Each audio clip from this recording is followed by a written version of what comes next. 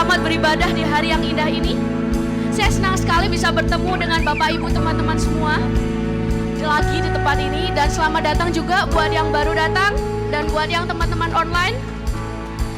Saya percaya hari ini adalah hari yang baik, di mana Tuhan pastinya akan hadir di tengah-tengah kita dan menjamah setiap kita dalam ibadah hari ini. Mari saya mau ajak kalian untuk bangkit berdiri. Mari beri salam satu dengan yang lain. Tepuk pundaknya, bilang, "Hi, it's good to see you." Siap memuji Tuhan hari ini? Ayo jangan jaim-jaim semuanya.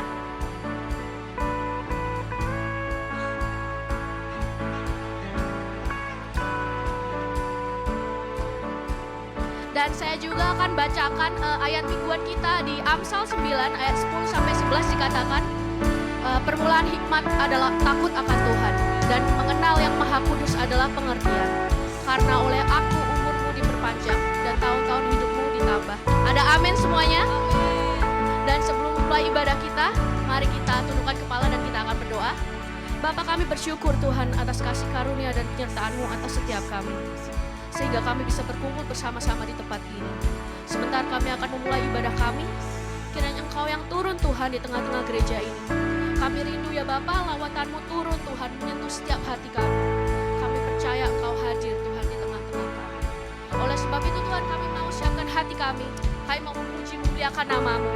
Sekali lagi Tuhan, kami percaya Engkau yang berkati ibadah kami hari ini, dari awal, pertengahan hingga akhir. Mari jemaat Tuhan yang percaya semua katakan amin. Mari siap memuji Tuhan semuanya. Kita mau memuji Tuhan kita, Yesus Kristus. Dia adalah Raja yang hebat, Raja di atas segala raja. Mari kita sama-sama nyanyikan. Angkatlah tinggi pancinya. Ayo beri tepuk tangan semuanya.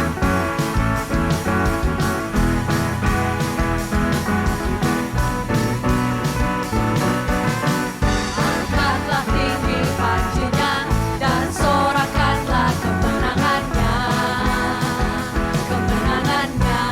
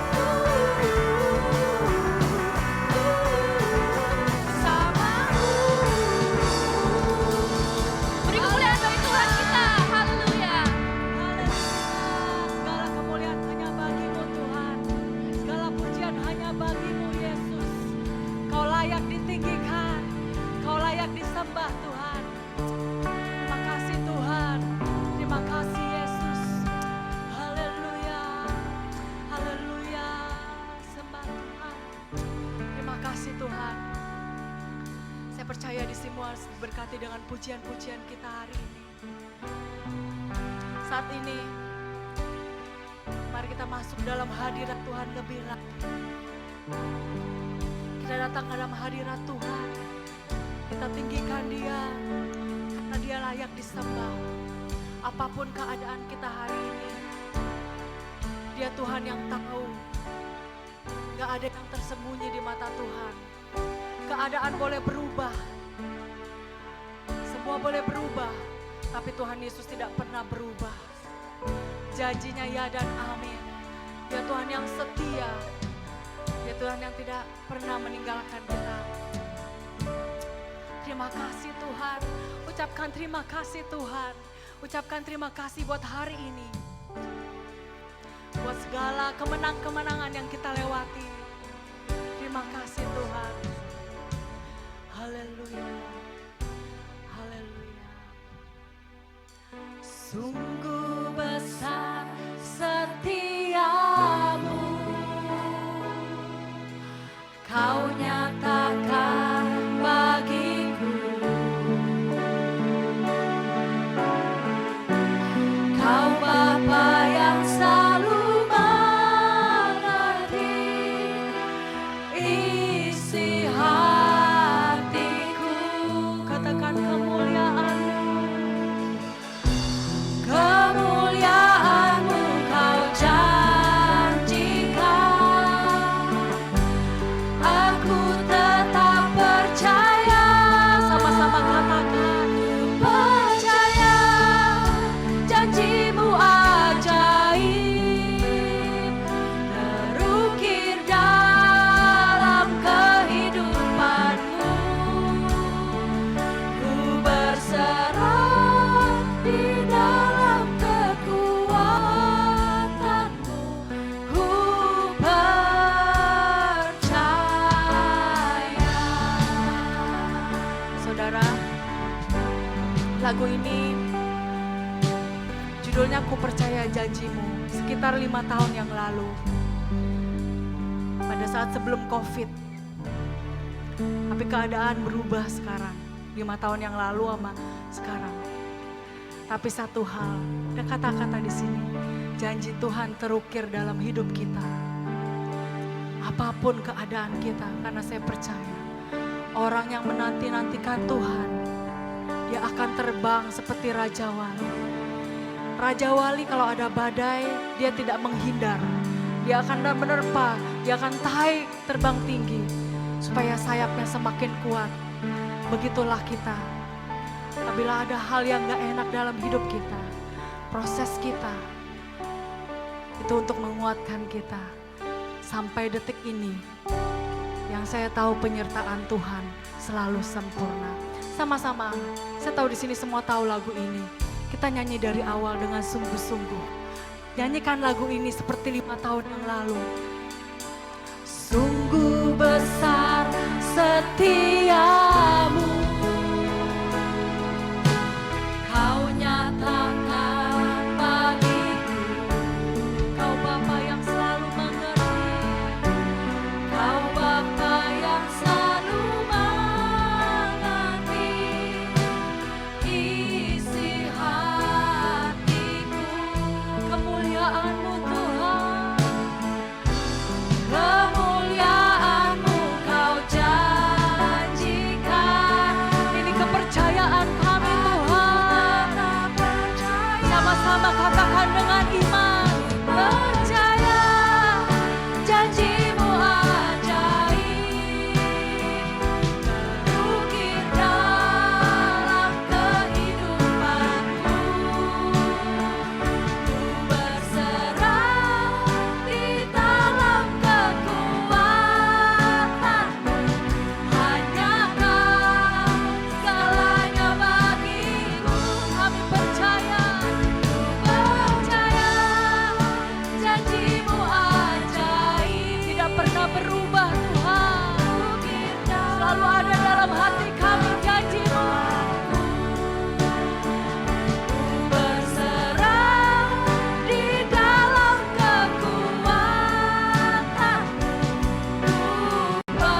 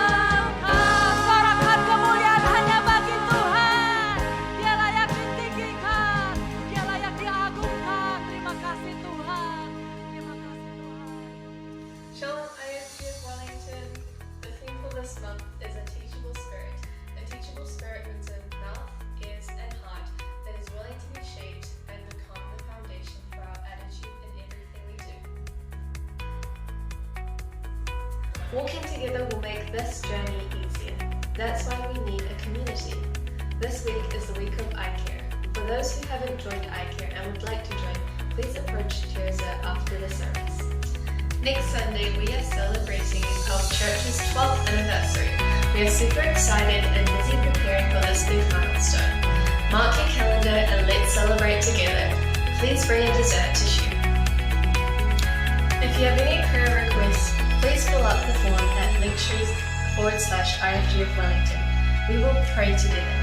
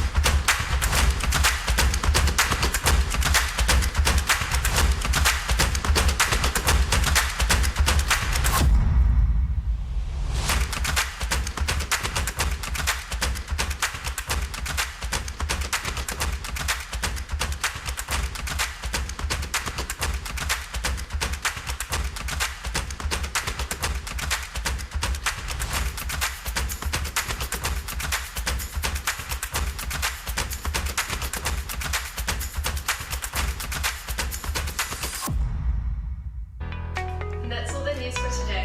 Please enjoy the rest of the service and happy Sunday!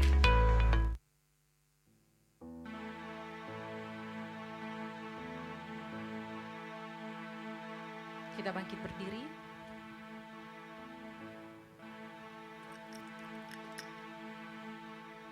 Mari kita berdoa. Bapa kami yang di surga, dikuduskanlah namamu, datanglah kerajaan-Mu, jadilah kehendak-Mu di bumi seperti di surga. Berikanlah kami pada hari ini makanan kami yang secukupnya, dan ampunilah kami akan kesalahan kami, seperti kami juga mengampuni orang bersalah kepada kami. Dan janganlah membawa kami ke dalam pencobaan, tetapi lepaskanlah kami daripada yang jahat. Karena Engkau-lah yang mempunyai kerajaan, dan kuasa, dan kemuliaan sampai selama-lamanya. Amin. Silakan duduk jemaat Tuhan. Saya mengundang Sunday School Kids untuk maju ke depan.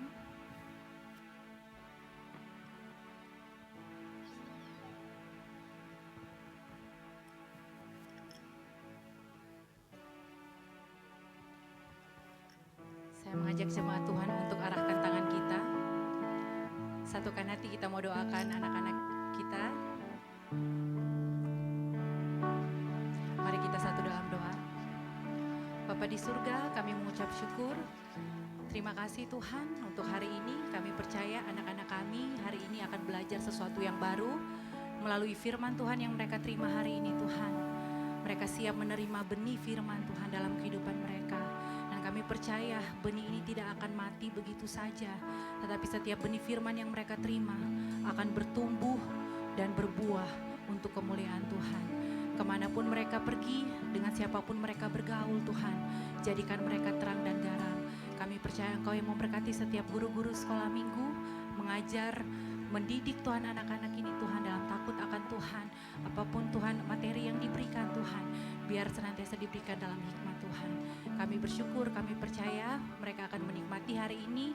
Dalam satu nama yang ajaib kami berdoa. Haleluya. Amin. Happy Sunday School.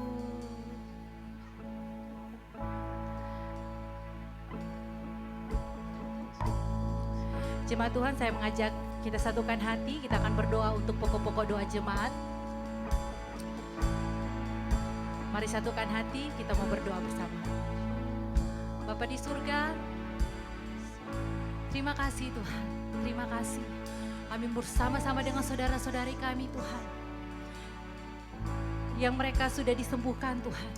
Kami percaya bukan kuat dan gagah mereka disembuhkan, tapi sungguh-sungguh karena mujizat Tuhan yang mereka alami dalam kehidupan mereka. Bersama dengan saudara-saudari kami ini juga Tuhan, kami mau bersyukur untuk pekerjaan yang boleh didapatkan Tuhan. Karena Engkau yang membukakan jalan buat saudara-saudari kami ini Tuhan, sehingga mereka boleh mendapatkan pekerjaan yang baru Tuhan. Dan sore hari ini Tuhan kami bersatu hati mendoakan jemaat-jemaat kami Tuhan, yang mungkin hari ini Tuhan mereka tidak berkesempatan hadir karena dalam keadaan sakit Tuhan, dalam keadaan kurang sehat Tuhan. Kami mau bersatu hati Tuhan buat saudara seiman kami Tuhan, di dalam satu nama yang ajaib, namanya Yesus Kristus Tuhan. Engkau yang menjamah, Engkau yang menyembuhkan Tuhan. Engkau yang sudah mati buat kami Tuhan, tidak hanya menebus dosa kami Tuhan. Kami percaya bilur-bilur Yesus yang sudah sembuhkan saudara-saudari kami ini Tuhan. Di dalam nama Yesus Kristus, dengan kesehatan yang Kau berikan dalam kehidupan mereka Tuhan, mereka mau pakai untuk memuliakan Tuhan.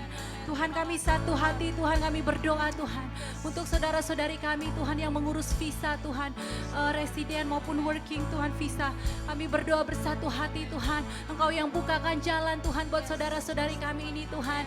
Di dalam nama Yesus Tuhan, Engkau yang bekerja Tuhan, buat imigrasi Tuhan yang sedang mengurus visanya Tuhan, yang sedang mengurus Tuhan aplikasi mereka Tuhan. Di dalam nama Yesus Tuhan, setiap dokumen-dokumen yang disubmit Tuhan, oh boleh memenuhi setiap persyaratan Tuhan. Dan kami percaya Engkau Tuhan yang akan turut campur tangan Tuhan dan membukakan jalan. Kami bersatu hati juga Tuhan berdoa untuk saudari kami Tuhan, yang saat ini dalam keadaan kedukaan Tuhan, baru saja orang terdekat dipanggil pulang Tuhan. Oh kami percaya Roh Kudus sumber penghiburan, Engkau yang akan memberikan kekuatan buat keluarga yang ditinggalkan Tuhan. Oh mungkin Tuhan secara manusiawi Tuhan, mereka boleh bersedih Tuhan, mereka boleh bersedih karena ditinggalkan oleh orang yang terdekat Tuhan. Namun satu hal yang kami percaya Tuhan, suatu hari nanti kami akan bertemu Tuhan. Itu sebabnya kami berdoa untuk keluarga yang ditinggalkan Tuhan. Engkau yang memberikan kekuatan, Engkau yang memberikan penghiburan sejati Tuhan, di dalam nama Tuhan Yesus Kristus. Kami juga berdoa Tuhan bersatu hati untuk saudara kami Tuhan yang sedang menjual rumahnya Tuhan. Tuhan, kami berdoa saat ini Tuhan, di dalam nama Yesus, Engkau yang sudah sediakan customer Tuhan, pembeli yang terbaik Tuhan untuk rumah yang dijual Tuhan. Oh bukan kuat dan gagah Tuhan, kami percaya Tuhan Engkau yang akan bukakan jalan Tuhan. Di dalam nama Tuhan Yesus Kristus Tuhan, setiap penghalang-penghalang Tuhan, oh dibatalkan di dalam nama Yesus. Kami percaya Tuhan Engkau yang akan buka Tuhan, setiap pintu akan terbuka Tuhan, sehingga pembeli yang terbaik yang sudah Engkau sediakan Tuhan, boleh Tuhan boleh bertemu Tuhan dengan saudara kami ini yang menjual rumah. Terima kasih Bapa, terima kasih Tuhan. Hidup kami bukan karena melihat, tapi karena kami percaya kepadamu Tuhan. Walau situasi kami, kondisi kami mungkin belum berubah di sekitar kami, satu hal Tuhan, kami mau terus berharap kepadamu Tuhan. Sebab setiap pengharapan yang kami gantungkan kepadamu tidak pernah mengecewakan Tuhan. Engkau Tuhan yang akan terus berjalan dengan kami Tuhan, memegang setiap tangan kami Tuhan, menuntun setiap langkah kami Tuhan. Terima kasih Bapa, dalam satu nama yang ajaib kami berdoa, namanya Yesus Kristus Tuhan. Haleluya. Sama-sama katakan, kita bangkit berdiri sama-sama. Kau ku kagumi dalam hati, kasih-Mu tiada duanya. Sampai kini ku akui, kasih-Mu tiada duanya. Ku kagumi dalam hati.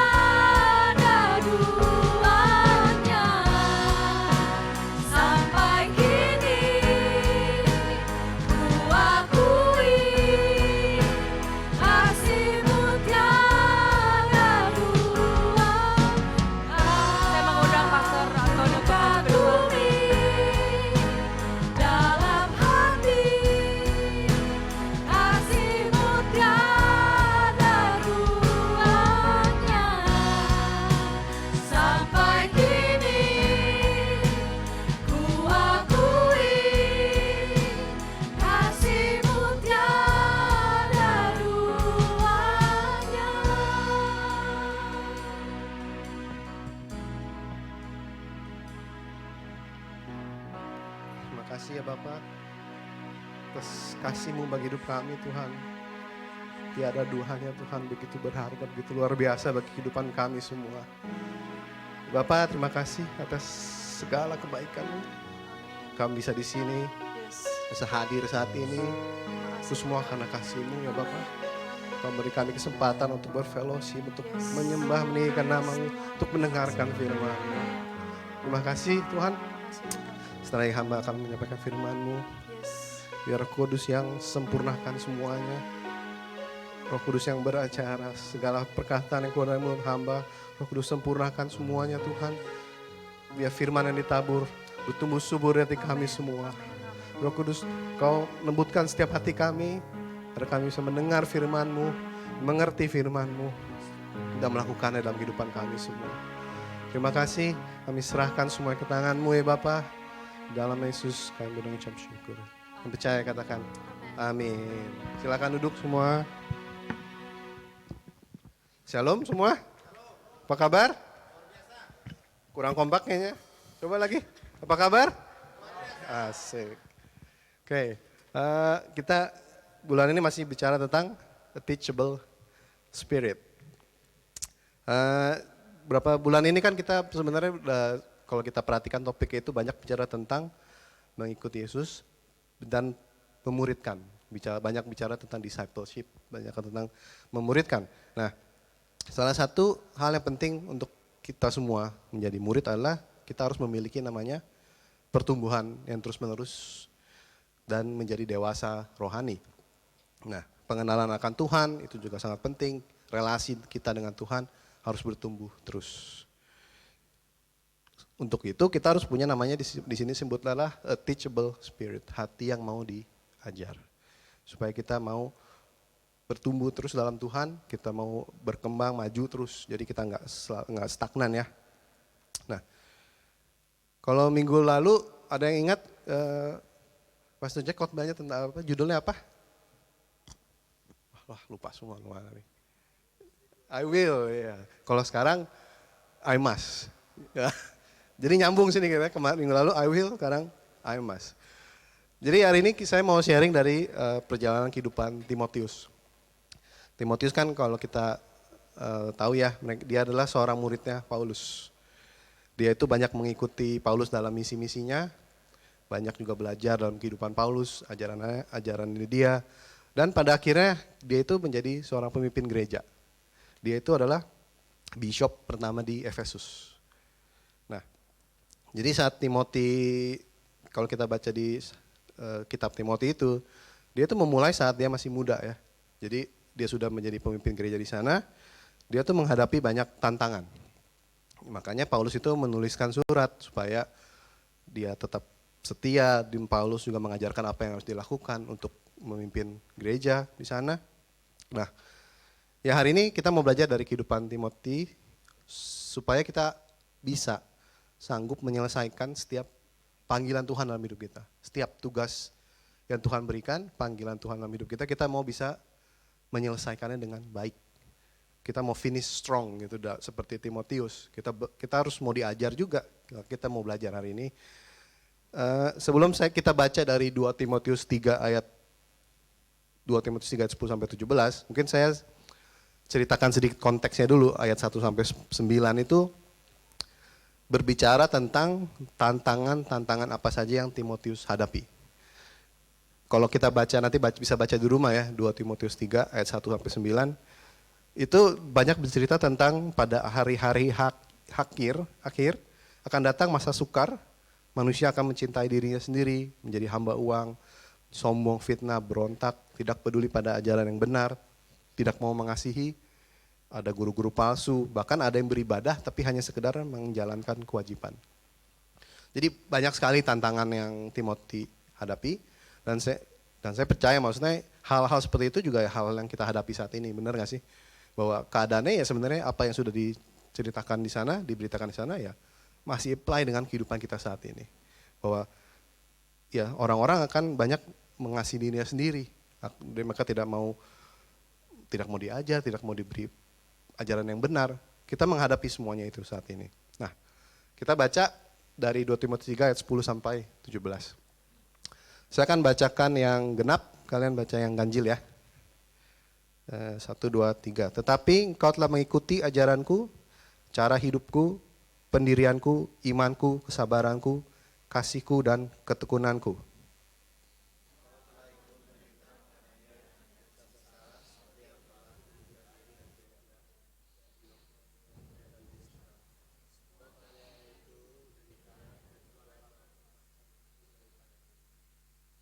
Memang setiap orang yang mau hidup beribadah di dalam Kristus Yesus akan menderita aniaya.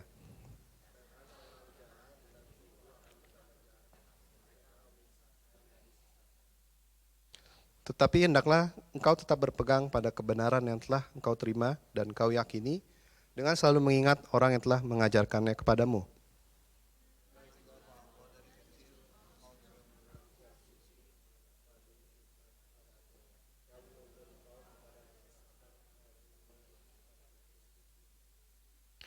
Segala tulisan yang diilhamkan Allah memang bermanfaat untuk mengajar, untuk menyatakan kesalahan, untuk memperbaiki kelakuan, dan untuk mendidik orang dalam kebenaran.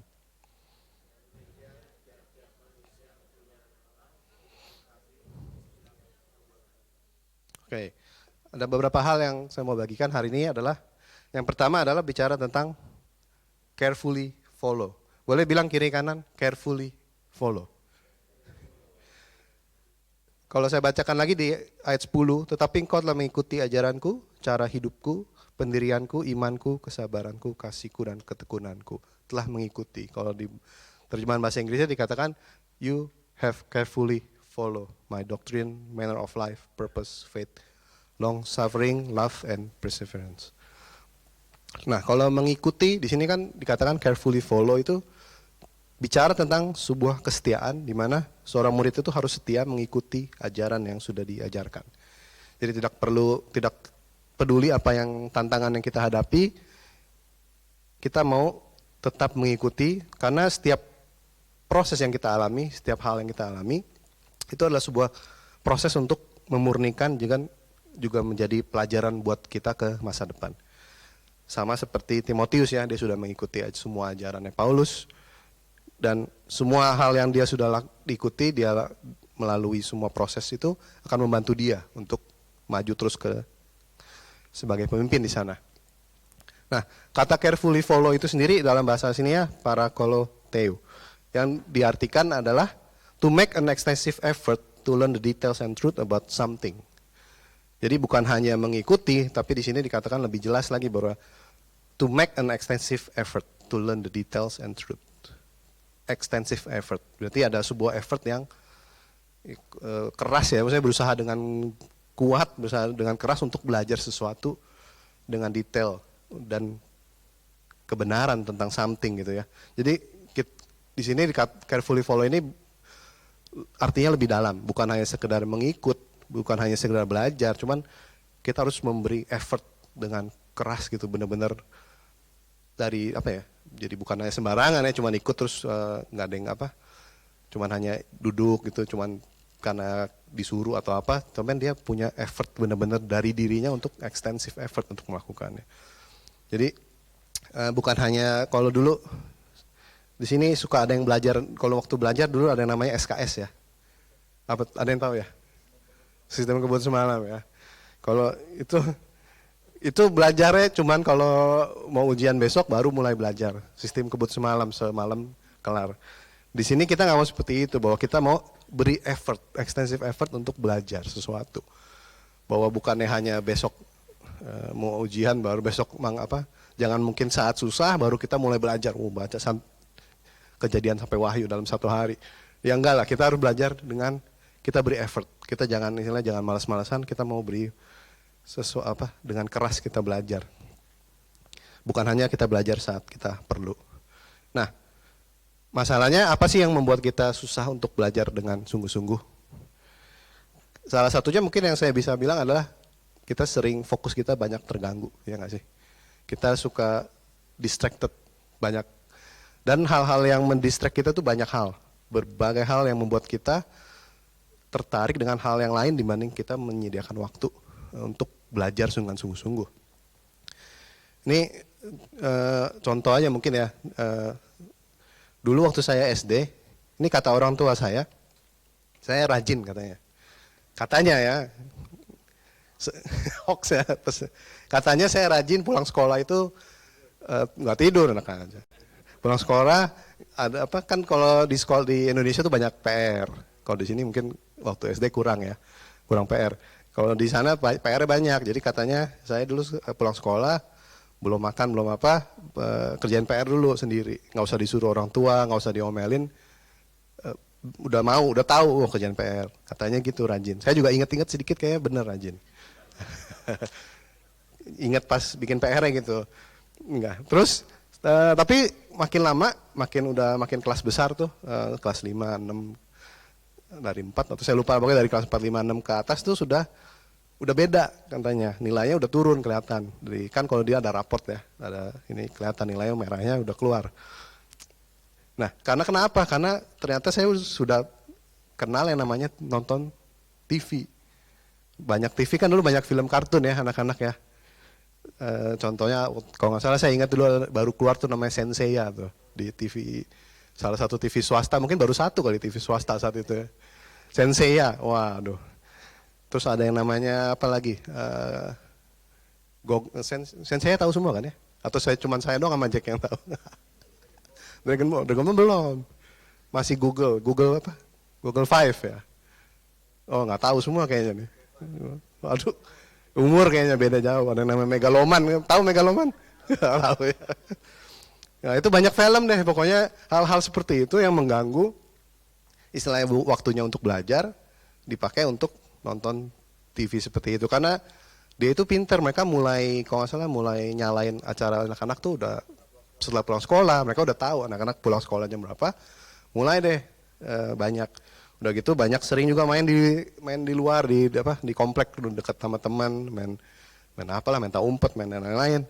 Jadi hal-hal seperti itu yang membuat kita malas, distracted karena itu lebih menarik dibandingkan kerjain PR. Makanya di Alkitab pun dikatakan, kita baca sama-sama di Matius 26:41 yuk. 1, 2, 3.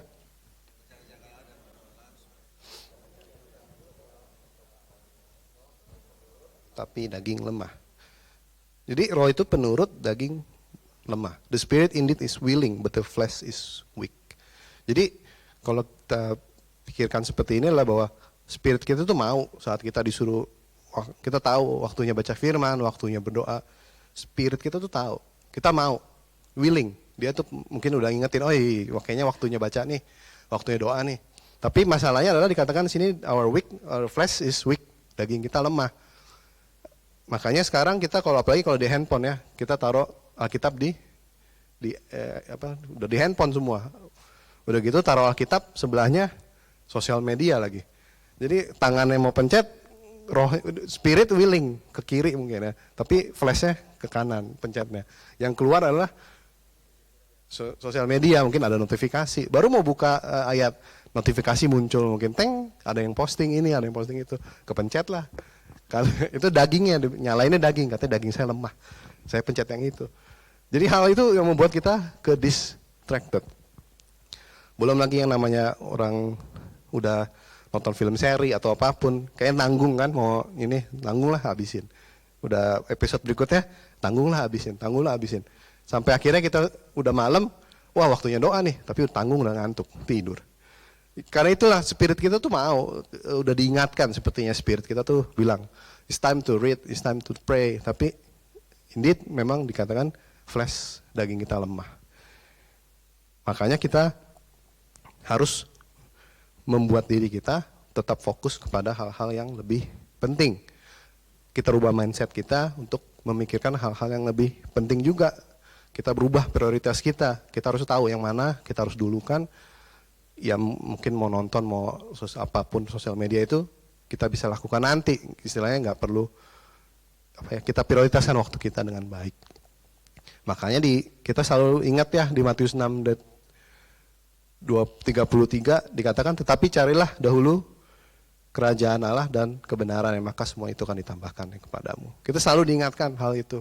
Saya percaya ayat ini sering sekali ya diajarin bahwa kita harus cari dulu nanti semua akan ditambahkan kepadamu.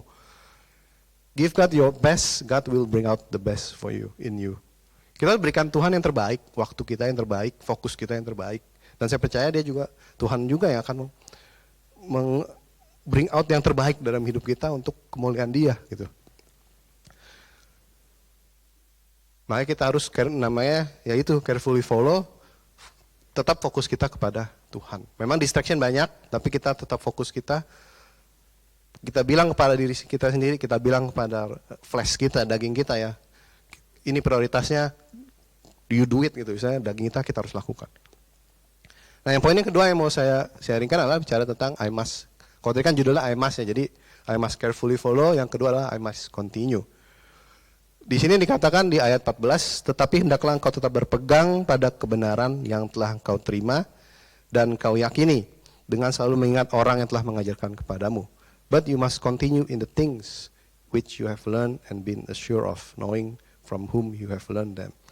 Jadi Paulus mengingatkan kita lagi, mengingatkan Timotius untuk selalu berpegang teguh kepada ajaran kebenaran. Di dalam bahasa Inggrisnya dikatakan, you must continue, kamu harus tetap melakukannya, melakukan apa yang sudah kamu sudah pelajari, yang sudah diajari. Karena akan banyak yang namanya penyesatan. Di ayat 1-9 dibilang banyak guru-guru palsu. Jadi Paulus mengingatkan, kamu harus berpegang teguh nih, terus continue lakukan apa yang sudah diajarkan kepadamu. Jangan kita malah gampang goyah gitu. Kita harus punya fondasi yang kuat ya. Saat kita diberikan ada ujian atau kita melewati cobaan, kita harus mempunyai fondasi yang kuat supaya kita bisa melewati semuanya. Banyak orang yang mungkin bisa memulai, tapi kadang-kadang nggak bisa menyelesaikan dengan baik. Mereka akhirnya ya menyerah di tengah jalan, mereka tidak mau lagi melakukannya. Makanya kita semua harus punya yang namanya mental tidak mudah menyerah. Kita harus nggak gampang menyerah lah. Kita harus walaupun apa yang kita hadapi, tantangan, kesusahan, kita harus berani. Kita harus bisa terus finish strong. Jangan kita gampang menyerah. Supaya kita bisa continue melayani Tuhan, kita gimana sih, apa yang sih harus kita lakukan? Nah, si iblis itu tahu gimana caranya menggoyahkan kita. Kalau kita baca di Kejadian 3 ayat 4, saya bacakan, tetapi ular itu berkata kepada perempuan itu, sekali-sekali kamu tidak akan mati. Jadi iblis ini, si ular ini sebenarnya tidak nyuruh dia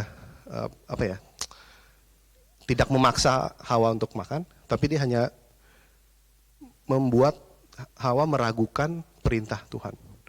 Jadi diberi benih keraguan dulu supaya dia ragu, nih kamu nggak bakal mati, kok Tuhan bilang mati, kamu nggak bakal mati, supaya kamu, jadi si ular itu sedikit membuat dia bimbang, ini benar nggak sih kalau saya makan mati, benar nggak sih, kok ini bilangnya enggak, kok Tuhan bilang iya, apa mungkin terus Hawa berpikir kayaknya nggak mungkin mati ya, apa mungkin Tuhan hanya menakuti supaya saya nggak makan gitu, apakah hanya cuman seperti bohong gitu supaya kita takut jadi kita nggak mau makan.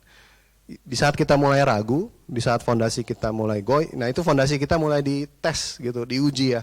Apakah kita goyah atau enggak nih? Apakah kita keraguan itu apakah membuat kita menjauh dari Tuhan atau kita tetap berdiri bersama Tuhan? Sama seperti mungkin orang yang kita semua yang sudah pelayanan di sini, yang sudah kadang-kadang diberikan iblis itu bisa membuat kita meragukan apakah benar kita melayani, terus ngapain sih kamu melayani, mendingan nggak usah atau apa. Itu tuh benih keraguan itu yang membuat kita jadi goyah, menjadi kita tidak bisa continue untuk melakukan yang harusnya kita lakukan, menjadi kita menyerah. Nah, gimana kita harus bisa apa yang harus kita lakukan untuk bisa tetap maju terus, untuk continue? Kita harus tahu yang namanya know your why. Kita harus tahu mengapa kita memulai sesuatu, mengapa kita melakukan hal itu. Kita harus mengerti dulu kenapa sih kita melakukan itu, supaya kita bisa punya fondasi yang kuat. Knowing the why will help us to continue doing the things we do. Saat kita mengerti kenapa kita harus menyembah Tuhan, saat kita mengerti kenapa kita percaya Tuhan, saat kita mengerti kenapa kita harus baca firman Tuhan, kita berdoa. Kalau kita tahu, kita mengerti hal itu, kenapa, jadi kita bisa memaksakan diri kita, oh ya, walaupun ada tantangan nih, ada cobaan atau ada tes gitu ya, kayak kita menghadapi kesusahan gitu. Tapi saat kita tahu, oh saya harus melakukan apa yang Tuhan suruh karena hal-hal seperti ini, karena kita sudah tahu kenapa kita harus melakukannya, kita akan tetap continue. Kita nggak akan menyerah. Sama seperti kita yang mungkin sudah dalam pelayanan ya. Kalau kita tahu kenapa kita harus melayani, kenapa kita melayani Tuhan, saat ada keraguan, ada tantangan datang, kita akan bisa melewati semuanya itu. Kita tidak akan menyerah, kita tidak akan keluar dari, istilahnya berhenti dari pelayanan, karena kita tahu sendiri kenapa kita melayani, kenapa kita mau mengikut Tuhan. Kalau kita nggak tahu, kita akan dengan gampang meninggalkan hal itu. Contoh simpel mungkin orang-orang yang saat ini sedang bekerja terus masih ngambil kuliah, mengambil studi. Itu kan sesuatu hal yang cukup berat ya menurut saya ya. Udah kuliah, udah kerja full time, ngambil studi.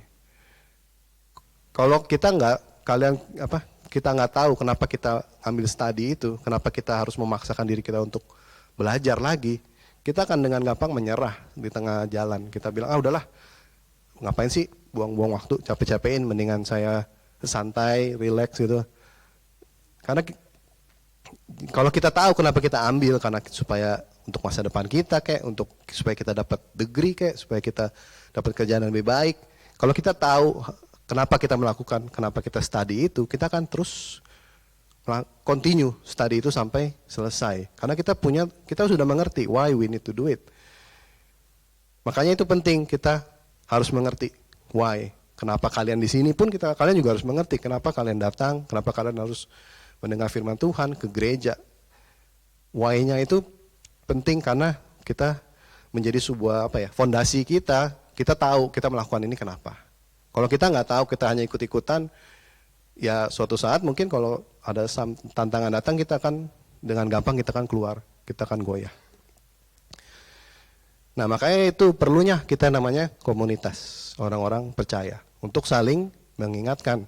Kayak di iCare, kayak di DJ kelas DJ juga kan mengajarkan kenapa kita melayani, kenapa kita percaya Tuhan. Hal-hal itu penting buat kehidupan kita semua, karena saya yakin semua pasti ada saatnya di mana tantangan datang, kita butuh orang yang namanya untuk support kita, untuk remind kita lagi why we doing this gitu. Why we believe and follow God, why we need to go to church, why we need to serve. Kita diingatkan kembali untuk itu, supaya kita bisa bangkit dan keep continue. Makanya perlu sekali kita masuk dalam komunitas-komunitas kecil. Nah, contoh di Alkitab mungkin ada contoh seperti Ayub ya. Saat Ayub namanya diuji itu, kan kita tahu semua apa yang terjadi, banyak dia kehilangan banyak hal ya. Bahkan istrinya Ayub menyuruh dia untuk mengutuki Tuhanmu. Tinggalin aja, ngapain kamu gitu. Itu kan, coba kita bayangin kalau kita lagi down, terus teman-teman kita bilang, udah lu ngapain pelayanan lagi, tinggalin aja. Itu kan kita akan membuat kita jadi tambah ragu ya, udah lagi goyah, lagi ragu, dibuat gitu, kita akan menyerah. Ayub pun seperti itu, ada istrinya, tapi istrinya tidak membantu, tidak menolong, tidak support. Lalu datanglah teman-teman Ayub kan, ada 3. Dan mereka akhirnya teman-teman Ayub menemani dia, saling berdiskusi, tukar pikiran, walaupun kalau kita baca semua ya nasihat-nasihatnya mungkin ada yang kurang tidak baik ya, ada yang nggak tepat juga. Tapi ada satu orang yang namanya Elihu, dia memberikan nasihat yang baik. Sehingga Ayub mengerti, Ayub terbuka pikirannya, oh ternyata ini loh, kenapa hal itu terjadi dalam kehidupannya dia. Dia mengerti, makanya dia kembali, akhirnya Tuhan pulihkan semuanya kan. Maka itu perlu kita dikelilingi oleh teman-teman yang bisa support kita semua. Di Mazmur 1 ayat 1 kita baca sama-sama yuk, 1, 2, 3.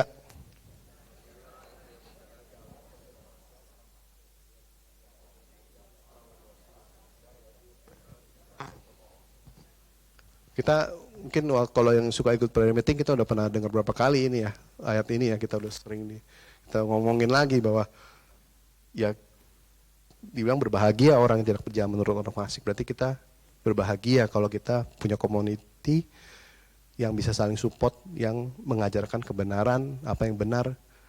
Kita bisa saling saling menguatkan lah saat satu jatuh, kita kuatkan, kita bangun kembali.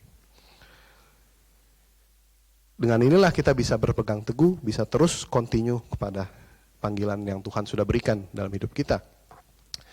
Kan di Yakobus 1 ayat 12 dikatakan God bless those who patiently endure testing and temptation. Afterward they will receive the crown of life that God has promised to those who love Him.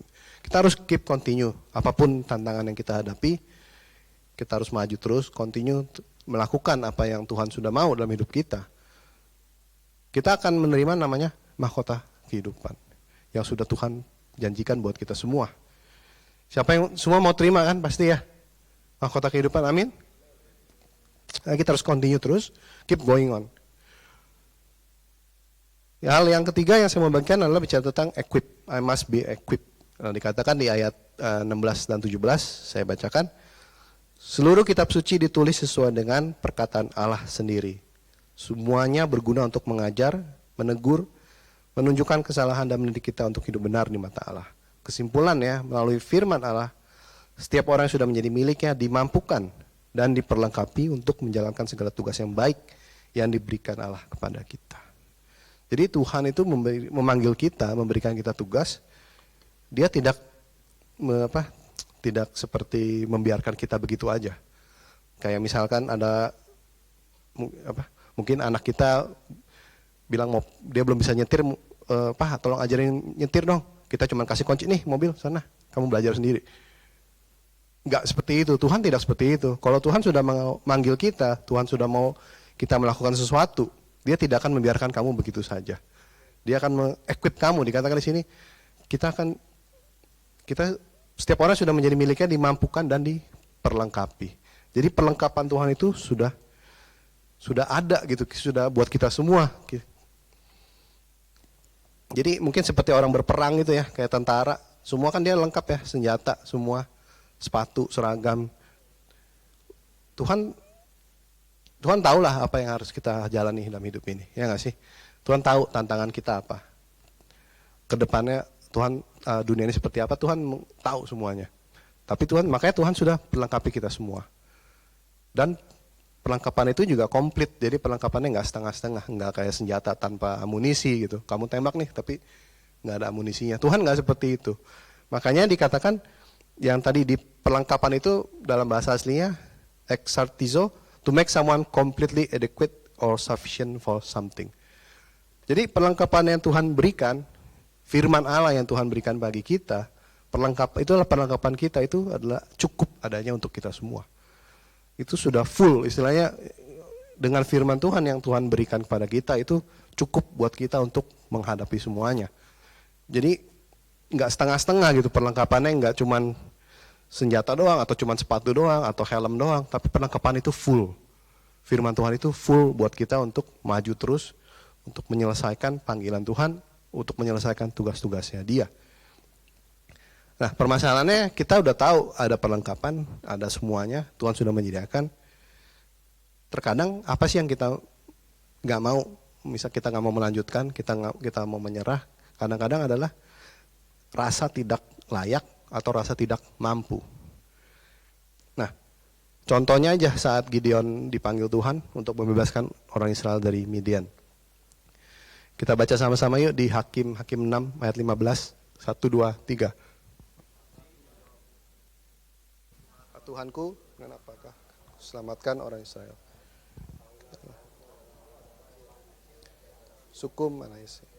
Aku pun seorang yang paling muda di antara kaum keluargaku. Paling kecil, paling muda. Udah dikatakan kalau bahasa Inggrisnya, indeed my clan is the weakest. Jadi klannya dia itu paling lemah, and I'm the least in my father house. The least itu kan paling nggak dianggap mungkin ya, paling belakang gitu ya. Udah paling klannya paling lemah, dia paling nggak dianggap lah, paling kecil lagi. Udah gitu disuruh bebasin orang Israel dari Midian. Ya pasti Gideon bilang, aduh saya nggak bisa, saya ini paling lemah, saya paling nggak dianggap, saya disuruh bebaskan orang Israel. gimana caranya? Saya nggak mungkin lah gitu. Kadang-kadang kita mungkin seperti itu, bahwa kita dikasih tugas, dikasih panggilan oleh Tuhan, kita merasa, aduh nggak mampu deh, nggak deh, saya nggak kayak begini, kehidupan saya seperti ini, saya nggak layak, saya nggak mampu untuk melakukannya. Tapi kita baca di ayat 16, sama-sama yuk, 1, 2, 3. Tuhan, Akulah yang menyertai engkau. Katakan kiri kanan kita, Akulah yang menyertai engkau. Tuhanlah yang menyertai engkau. Tuhanlah yang menyertai kalian semua untuk berperang. Kalian, ya kita mungkin merasa nggak mampu, kita merasa nggak layak, tapi Tuhan yang menyertai engkau. Tuhan yang equip kalian untuk maju terus. Kita tahu ceritanya Gideon dengan 300 orang dia berhasil membebaskan orang Israel. Kalau bukan karena Tuhan itu luar biasa ya, maksudnya kayak nggak mungkin banget gitu. Gideon mampu, makanya Tuhan bilang, Akulah yang menyertai engkau, Akulah yang mengequip kamu untuk maju. Kamu nggak usah takut, kamu nggak usah ini, kamu lakukan. Makanya di 1 Tesalonika 5 ayat 24 berkata, Ia yang memanggil kamu adalah setia, dan Ia juga akan menggenapinya. Kalau Dia yang memanggil kita, Dia akan menggenapinya. Bukan kita yang menggenapinya, tapi Dia, Tuhan yang akan menggenapi. We can do it not because we can, but because God equip us to do. Kita bisa melakukan sesuatu yang tadi melayani bisa berdiri sini, saya bisa berdiri sini, bukan karena saya bisa, tapi karena Tuhan yang equip kita, equip saya untuk bisa melakukan itu. Bagian kita, tugas kita adalah melakukannya dengan setia dan taat melakukannya. Jadi kita nggak perlu takut, istilahnya nggak layak, nggak bisa, tapi Tuhanlah yang menyertai kita. Ada amin? Poin yang terakhir, saya mau bicara tentang stay humble. Saat kita bicara tentang kisah Gideon tadi, kisah Gideon itu saat Gideon sudah menerima tugas yang diberikan, tentara Midian itu ada kurang lebih 135.000 orang tentaranya Midian. Lalu Gideon itu sudah ngumpulin banyak orang tentara Israel, dia bawa 32.000. Nah, udah dibawa 32.000, Tuhan bilang, ini kebanyakan, kurangin deh. Mungkin terus dikurangi jadi sisanya hanya 10.000. Mungkin Gideon bingung kali ya, oh Tuhan lawannya 135.000, ini 32.000. Saya disuruh kurangin jadi sisa 10.000. Gimana hitungnya coba? Gimana cara logikanya bisa mengalahkan Midian yang punya 135.000? Dengan 32.000 aja susah. Apalagi dengan 10.000. Tapi Tuhan bilang, enggak, ini kebanyakan juga 10.000. Bawa 300 aja. Ini lebih parah lagi. 300 lawan 135.000. Kenapa Tuhan suruh Gideon seperti itu? Kita baca sama-sama di ayat kedua. Ya, Hakim-Hakim 7 ayat 2. Kita baca sama-sama yuk. 1, 2, 3.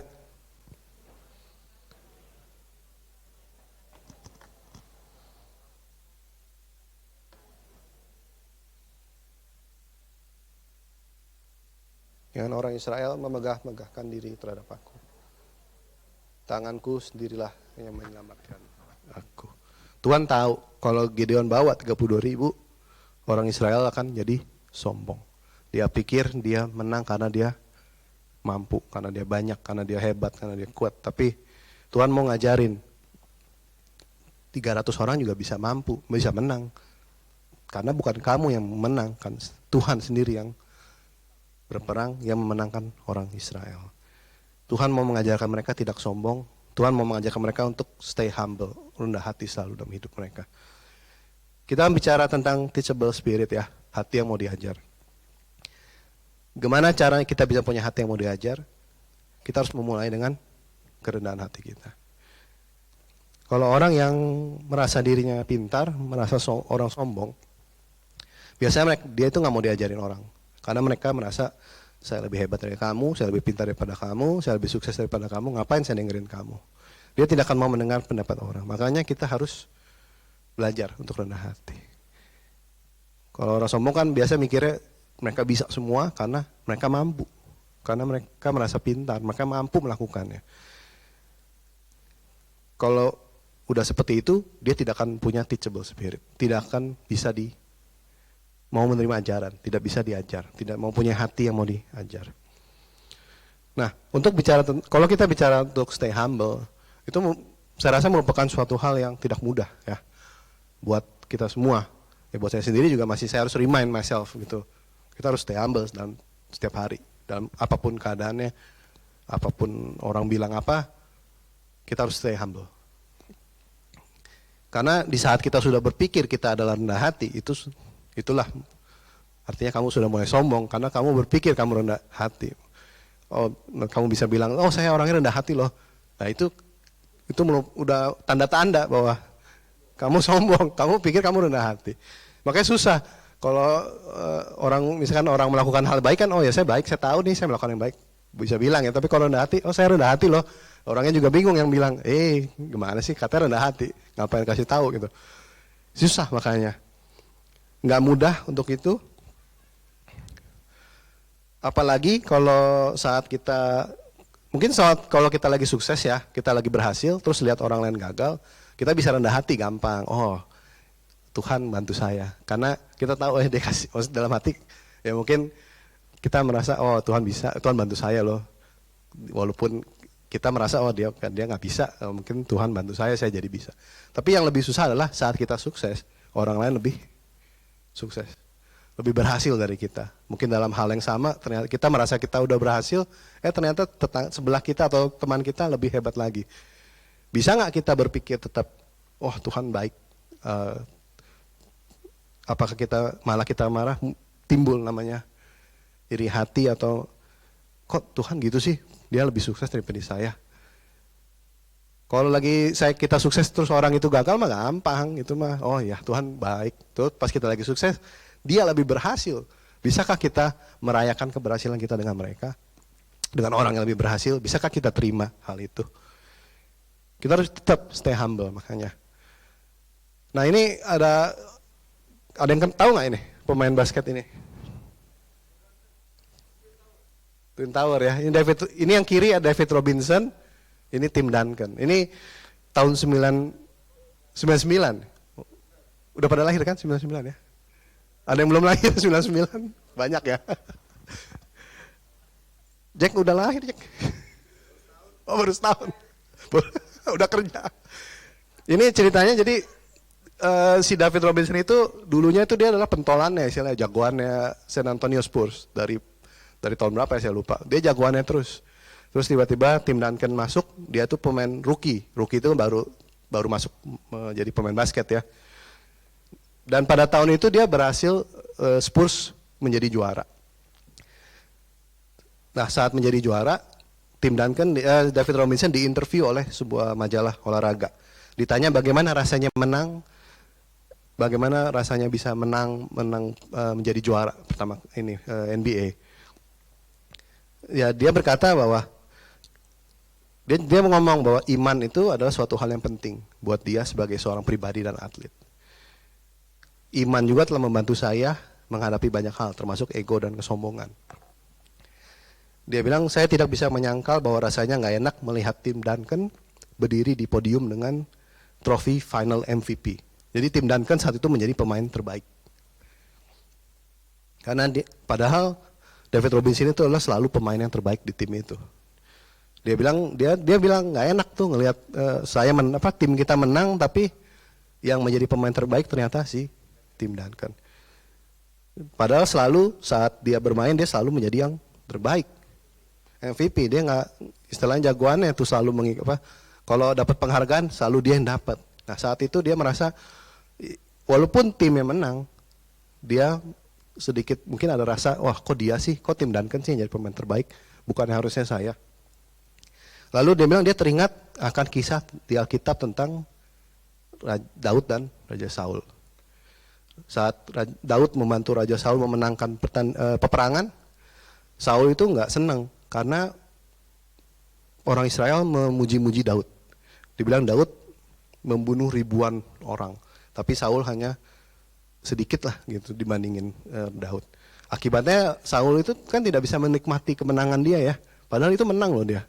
Dia tapi tidak bisa enjoy, tidak punya ada damai sejahtera, tidak ada rasa untuk bisa menikmati kemenangan yang Tuhan berikan. Karena dia memikirkan kenapa sih Daud yang lebih hebat, kenapa sih Daud dipuji-puji, bukan saya rajanya. Kenapa dia yang dipakai, kenapa dia yang menjadi dipuji-puji oleh orang Israel. Hatinya iri pada Daud. Nah, makanya David Robinson ingat akan cerita itu, makanya dia bisa menerima dan bisa menikmati kemenangannya, dan juga dia bisa bahagia untuk tim Duncan atas keberhasilannya. Dia bisa berhasil menjadi pemain terbaik. David Robinson bisa menikmati kemenangan itu, bisa menerima bahwa oh ya memang dia yang terbaik gitu. Nggak mudah untuk stay humble. Kalau kita melihat orang yang berhasil lebih daripada kita, kadang-kadang kita kan punya pikiran, oh why, kenapa sih dia, kenapa nggak saya gitu. Tapi kita diingatkan lagi untuk stay humble. Apapun keberhasilan kita, apapun kegagalan kita, keberhasilan orang lain, ya Tuhan sudah memberikan terbaik buat dia, ya sudah. Kita punya bagiannya masing-masing. Amin semua. Yang gimana kita bisa stay humble? Nah, 1 Korintus 4 ayat 7, kita baca sama-sama yuk. 1, 2, 3. Kalau masih mau bertengkar, dasar apa? Pikirkanlah ini, semua kemampuan yang kamu miliki adalah pemberian Tuhan dengan kebaikan hatinya. Janganlah kamu sombong, seolah-olah kamu mendapatkan itu dengan kehebatanmu sendiri. Ini terjemahan TSI, jadi mungkin sedikit beda dengan yang terjemahan baru. Tapi artinya sama ya, maksudnya bahwa diingatkan bahwa semua kemampuan yang kita miliki adalah pemberian Tuhan. Pemberian Tuhan juga karena kebaikan hatinya. Jadi bukan karena kita hebat. Jadi makanya dia bilang, janganlah kamu sombong, seolah-olah kamu mendapatkan itu karena kehebatan kamu sendiri. Itu kita harus ingat itu supaya kita bisa tetap humble terus dalam kehidupan kita, bahwa kita mampu bukan karena kita hebat, tapi ternyata itu hanya pemberian Tuhan. Begitu itu adalah karena hanya kebaikan Tuhan loh. Bukan karena kita hebat terus dikasih. No, itu hanyalah kebaikan Tuhan, kebaikan hati Tuhan dalam hidup kita. Itu semua gift.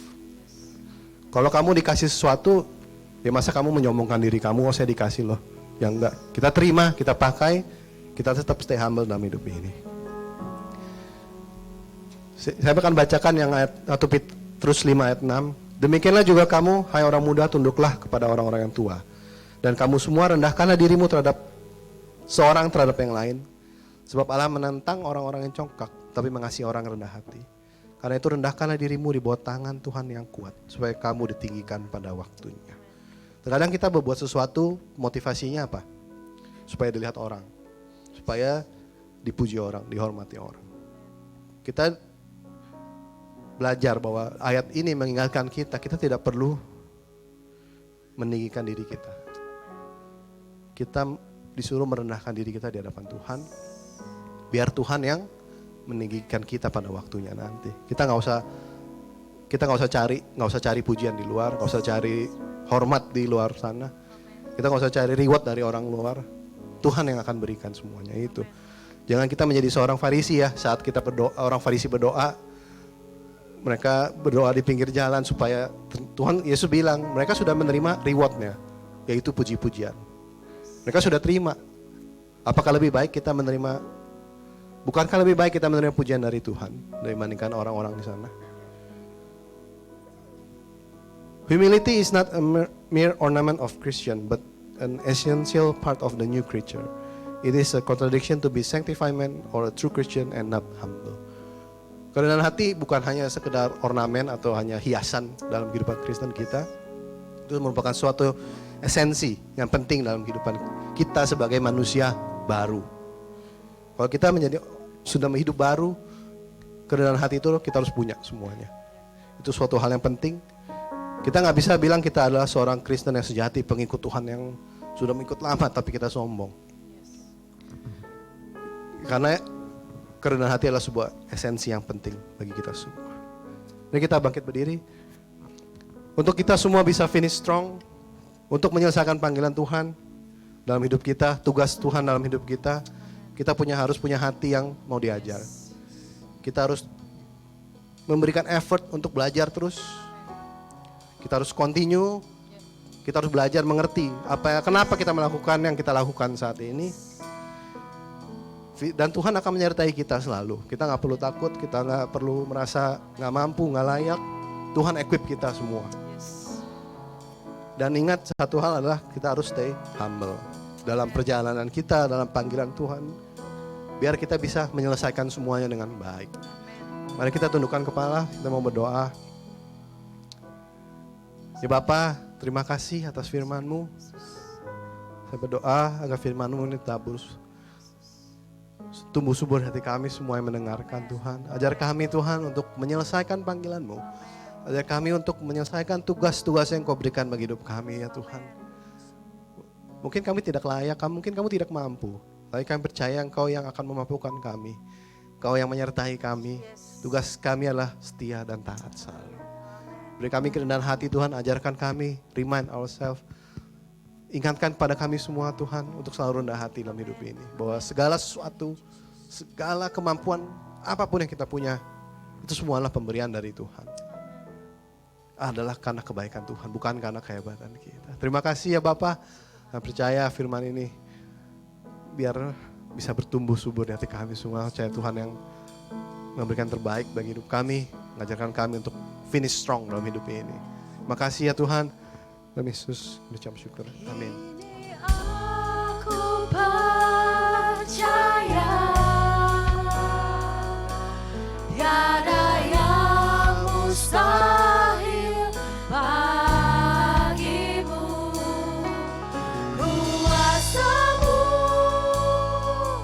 kuatkanku, dasarku berharap. Ini aku berserah pada rancangan-Mu bagiku. Ku ikuti panggilan-Mu, ku kan setia sampai akhir hidupku. Sama-sama kita katakan lagu ini dari awal. Bapa, Engkau mengenalku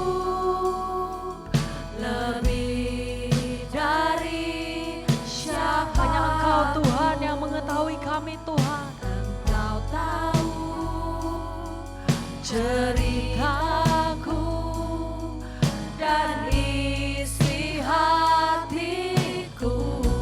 Tidak pernah peduli. Tak peduli masa lalu, Engkau Terima kasih buat kebaikan-Mu Tuhan. milikku. Ubahkanku, sempurnakan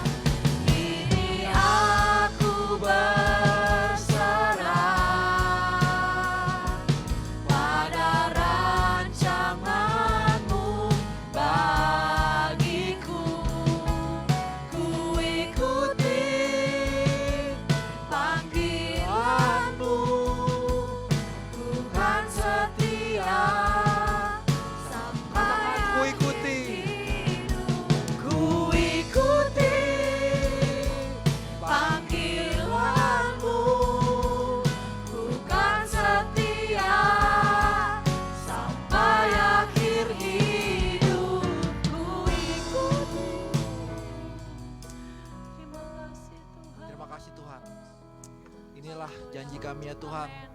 Kami mau mengikut Engkau ya Tuhan. Kami mau setia ya Tuhan. Untuk mengikut Engkau ya Tuhan sampai akhirnya ya Tuhan. Ya Bapak, ajar kami ya Tuhan.